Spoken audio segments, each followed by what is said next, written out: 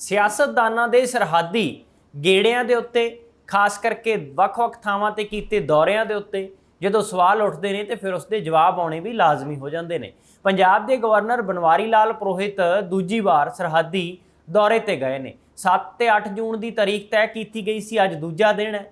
ਪਹਿਲਾਂ ਅੰਮ੍ਰਿਤਸਰ, ਗੁਰਦਾਸਪੁਰ, ਪਠਾਨਕੋਟ ਗਏ ਤੇ ਹੁਣ ਉਹ ਵਾਇਆ ਤਰਨਤਾਰਨ, ਫਿਰ ਫਿਰੋਜ਼ਪੁਰ, ਫਾਜ਼ਿਲਕਾ ਤਾਂ ਇਹਨਾਂ ਜਿਹੜਾ ਜ਼ਿਲ੍ਹਿਆਂ ਦਾ ਵੀ ਦੌਰਾ ਹੁਣ ਕਰ ਰਹੇ ਨੇ।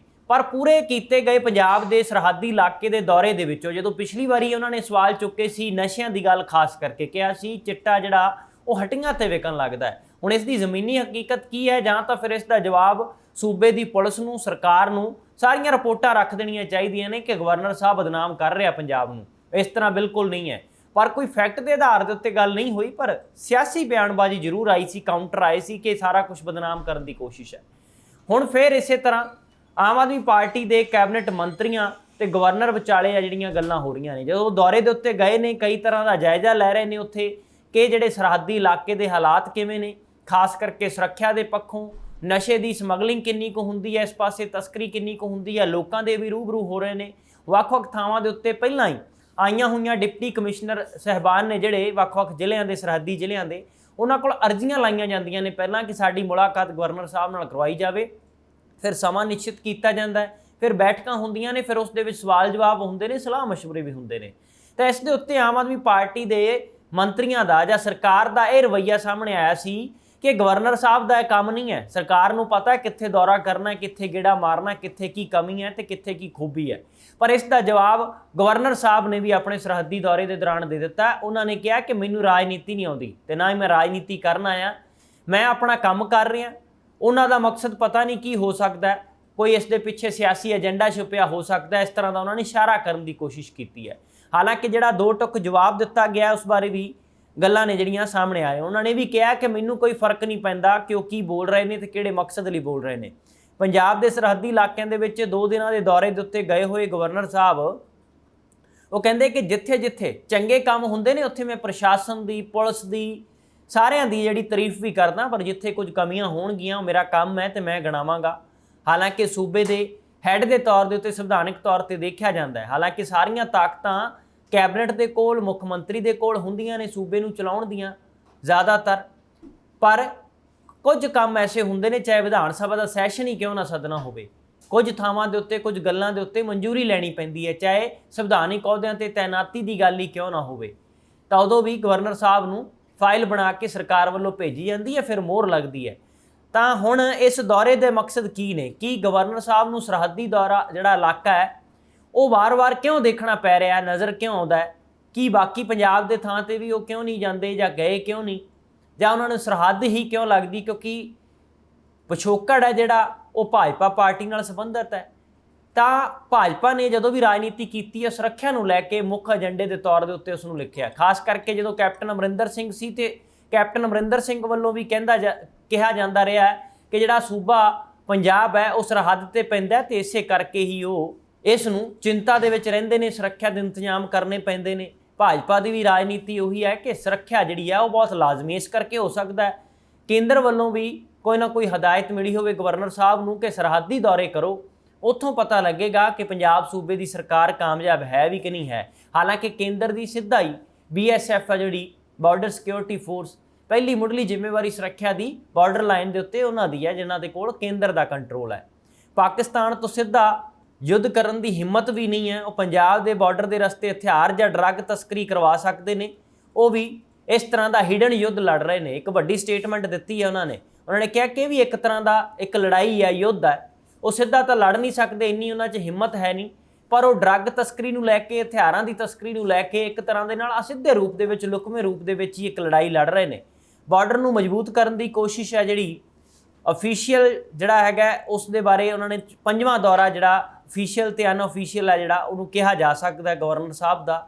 ਇਸ ਦੌਰੇ ਦੇ ਦੌਰਾਨ ਜੋ ਫੈਸਲੇ ਲਏ ਜਾਣਗੇ ਉਸ ਬਾਰੇ ਅਸਰ ਵੀ ਦਿਖਣ ਲੱਗਿਆ।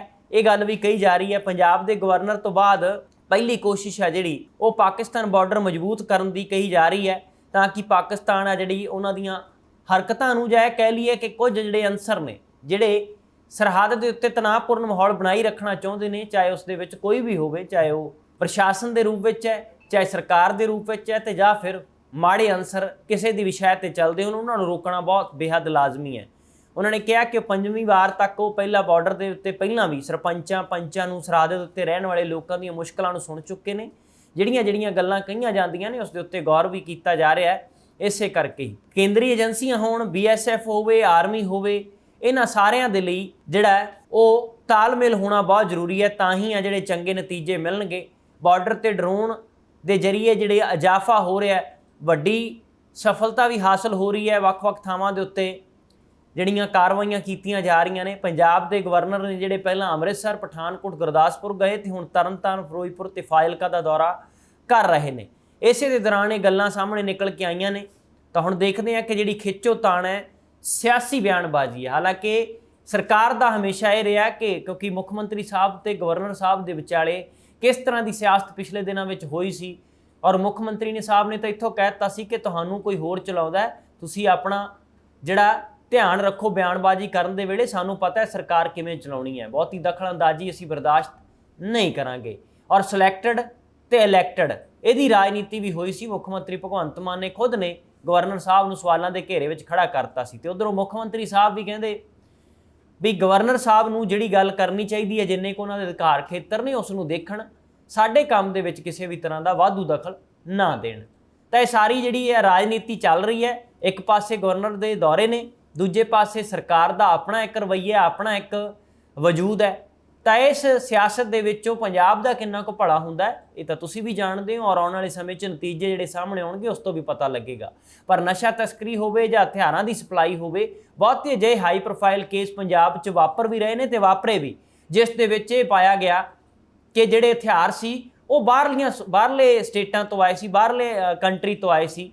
ਇਸੇ ਕਰਕੇ ਹੀ ਉਹਨਾਂ ਘਟਨਾਵਾਂ ਨੂੰ ਅੰਜਾਮ ਦਿੱਤਾ ਗਿਆ। ਪਰ ਸਵਾਲ ਪੈਦਾ ਹੁੰਦਾ ਹੈ ਕਿ ਜੇਕਰ ਸੂਬਾ ਸਰਕਾਰ ਵੀ, ਕੇਂਦਰ ਸਰਕਾਰ ਵੀ ਸੁਰੱਖਿਆ ਦੇ ਮਸਲੇ 'ਚ ਵੱਡੇ ਦਾਅਵੇ ਕਰਦੀ ਹੈ ਤੇ ਫਿਰ ਹਥਿਆਰ ਆ ਕਿਵੇਂ ਜਾਂਦੇ ਨੇ? ਹਥਿਆਰ ਕੀ ਇੱਕ ਸੂਈ ਜਿੱਡੇ ਨੇ ਕਿ ਦਿਖਦੇ ਨਹੀਂ, ਜਾਂ ਡਰੋਨ ਨੂੰ ਕਾਬੂ ਕਰਨ ਦੇ ਵਿੱਚ ਕੋਈ ਐਸਾ ਸਿਸਟਮ ਹੀ ਨਹੀਂ ਹੈ? ਹਾਲਾਂਕਿ ਮੁੱਖ ਮੰਤਰੀ ਸਾਹਿਬ ਨੇ ਪਹਿਲਾਂ ਜਦੋਂ ਕੇਂਦਰੀ ਗ੍ਰਹਿ ਮੰਤਰੀ ਨਾਲ ਵੀ ਮੀਟਿੰਗ ਕੀਤੀ ਸੀ ਤਾਂ ਇਹ ਮੁੱਦਾ ਚੁੱਕਿਆ ਸੀ ਕਿ ਸਾਨੂੰ ਅਜਿਹੇ ਫੰਡ ਪੈਕੇਜ ਵਿਸ਼ੇਸ਼ ਦਿੱਤੇ ਜਾਣ ਕਿ ਅਸੀਂ ਡਰੋਨ ਦੇ ਐਂਟੀ ਸਿਸਟਮ ਹੈ ਜਿਹੜਾ ਉਸ ਨੂੰ ਕਾਬੂ ਕਰਨ ਦੇ ਲਈ ਇੱਕ ਅਜਿਹਾ ਬਾਰਡਰ ਦੇ ਉੱਤੇ ਸਿਸਟਮ ਲਗਾ ਸਕੀਏ ਜਿਸ ਦੇ ਨਾਲ ਸੂਬੇ ਦੇ ਅੰਦਰ ਹੋ ਰਹੀ ਦਖਲਅੰਦਾਜ਼ੀ ਹੈ ਜਿਹੜੀ ਬਾਹਰੀਆਂ ਤਾਕਤਾਂ ਕਰ ਰਹੀਆਂ ਨੇ ਉਹਨਾਂ ਨੂੰ ਰੋਕਿਆ ਜਾ ਸਕੇ। ਪਰ ਇਸ ਦੇ ਲਈ ਲਗਾਤਾਰ ਕੇਂਦਰ ਤੋਂ ਨਾਰਾਜ਼ ਚੱਲ ਰਹੇ ਨੇ ਪੰਜਾਬ ਦੇ ਮੁੱਖ ਮੰਤਰੀ ਵੀ, ਔਰ ਕਿਹਾ ਜਾ ਰਿਹਾ ਹੈ ਕਿ ਜਿਹੜਾ ਇਹ ਤਣਾਅ ਹੈ ਉਹ ਕਿਹੜੇ ਸਿੱਟੇ ਤੇ ਪੁੱਜੇਗਾ, ਕਿੰਨਾ ਕੁ ਸੂਬੇ ਦਾ ਨੁਕਸਾਨ ਹੁੰਦਾ ਹੈ ਤੇ ਆਉਣ ਵਾਲੇ ਸਮੇਂ 'ਚ ਪਤਾ ਲੱਗ ਜਾਣਾ। ਔਰ ਲੱਗ ਵੀ ਰਿਹਾ ਕਿ ਜਿਸ ਢੰਗ ਦੇ ਨਾਲ ਵਿਸ਼ੇਸ਼ ਸੈਸ਼ਨ ਹੈ ਜਿਹੜੇ ਉਹ ਵੀ ਸੱਦਣੇ ਪੈ ਰਹੇ ਆ ਕਿ ਸਾਡੇ ਫੰਡ ਰੋਕੇ ਜਾ ਰਹੇ ਆ ਕੇਂਦਰ ਵੱਲੋਂ। ਵਿਸ਼ੇਸ਼ ਪੈਕੇਜ ਤਾਂ ਦੂਰ, ਜਿਹੜੇ ਸੰਵਿਧਾਨਿਕ ਤੌਰ ਦੇ ਉੱਤੇ ਬਣਦੇ ਨੇ ਉਹ ਵੀ ਰੈਗੂਲਰ ਨਹੀਂ ਫੰਡ ਦਿੱਤੇ ਜਾ ਰਹੇ, ਆਰਥਿਕ ਤੌਰ ਤੇ ਕਮਜ਼ੋਰ ਕਰਨ ਦੀ ਕੋਸ਼ਿਸ਼ ਕੀਤੀ ਜਾ ਰਹੀ ਹੈ। ਹੁਣ ਦੇਖਦੇ ਹਾਂ ਇਸ ਮਸਲੇ ਦੇ ਵਿੱਚ ਕੀ ਨਿਕਲਦਾ ਹੈ, ਔਰ ਗਵਰਨਰ ਦੇ ਸਰਹੱਦੀ ਦੌਰੇ ਬਾਰੇ ਔਰ ਪੰਜਾਬ ਸਰਕਾਰ ਦੇ ਆਪਣੇ ਸਟੈਂਡ ਬਾਰੇ, ਆਪਣੇ ਜਿਹੜੇ ਵਜੂਦ ਬਾਰੇ ਤੁਹਾਡੀ ਕੀ ਰਾਏ ਹੈ ਕਿ ਕੌਣ ਸਹੀ ਹੈ, ਕੌਣ ਗਲਤ ਹੈ ਤੇ ਕੌਣ ਕਿੰਨਾ ਠੀਕ ਚੱਲ ਰਿਹਾ, ਕਿਹੜੀ ਦਿਸ਼ਾ 'ਚ ਚੱਲਣਾ ਚਾਹੀਦਾ? ਆਪਣੇ ਸੁਝਾਅ ਵੀ ਤੁਸੀਂ ਭੇਜ ਸਕਦੇ ਹੋ ਕਮੈਂਟ ਬਾਕਸ ਦੇ ਜ਼ਰੀਏ। ਫਿਲਹਾਲ ਤੁਸੀਂ ਬਣੇ ਰਹੋ ABC ਪੰਜਾਬ ਦੇ ਨਾਲ।